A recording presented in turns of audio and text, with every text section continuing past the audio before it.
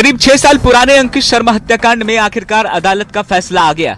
कड़कड़डुमा court ने पूर्व पार्षद ताहिर हुसैन, नाजिम, जावेद, कासिम और अनस को दोषी करार दिया, जबकि इस मामले में ट्रायल का सामना कर रहे 6 अन्य आरोपियों को बरी कर दिया गया।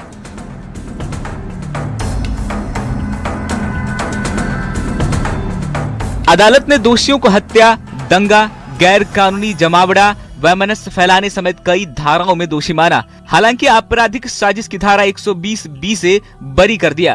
फिलहाल सजा पर सुनवाई की तारीख तय नहीं हुई है। खुफिया विभाग के अधिकारी अंकित शर्मा की हत्या और दिल्ली दंगा से जुड़े मामले में दिल्ली स्थित कड़कड़डुमा कोर्ट ने एक बड़ा फैसला सुनाते हुए ताहिर हुसैन को आरोपी माना है।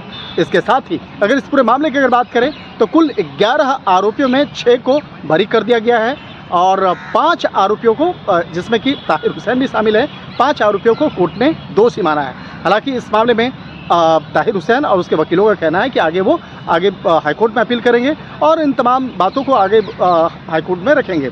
जिस तरह से अगर पूरे मामले की अगर बात करें, साल 2020 का ये मामला है जिस वक्त में अंकित शर्मा की हत्याकांड को अंजाम दिया गया था।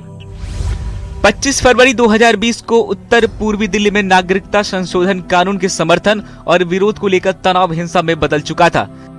चांदबाग, खजूरी खास और मुस्तफाबाद जैसे इलाकों में पथराव, आगजनी और झड़पों की घटनाएं सामने आ रही थी।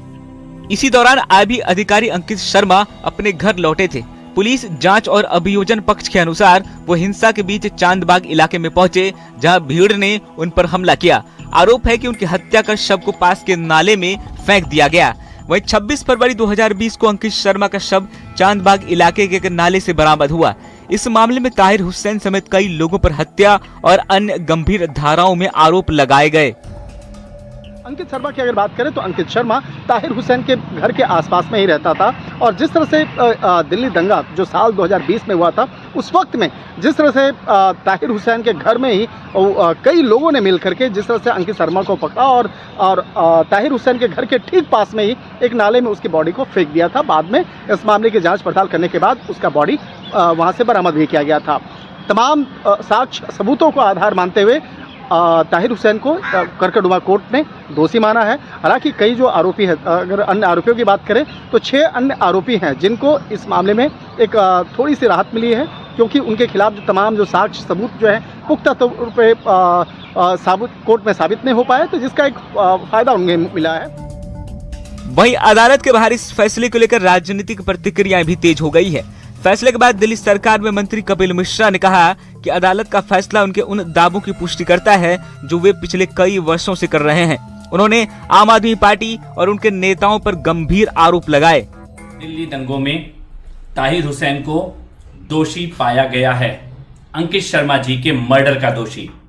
यही बात हम पिछले 6 सालों से बोल रहे हैं कि 2020 में जो दिल्ली में दंगे हुए वो सुनियोजित तरीके से हिंदुओं का नरसंहार करने की साजिश थी।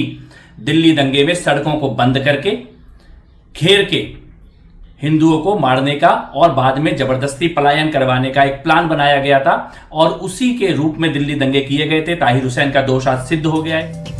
वहीं बीजेपी नेता हरीश खुराना ने भी अदालत के फैसले का स्वागत करते हुए आम आदमी पार्टी पर सवाल उठाए। उन्होंने कहा कि ताहिर हुसैन उस समय आम आदमी पार्टी के पार्षद थे और पार्टी को इस पर जवाब देना चाहिए। ताहिर हुसैन सिर्फ एक एक्टिव मेंबर नहीं थे आम आदमी पार्टी के, पूर्व निगम पार्षद भी थे आम आदमी पार्टी के। और जिस प्रकार से संजय सिंह और तमाम उनके लोगों ने उनको डिफेंड करने की कोशिश की थी उस वक्त, ये दिखाता है कि पूरी की पूरी पार्टी, आम आदमी पार्टी, ताहिर हुसैन के साथ खड़ी थी।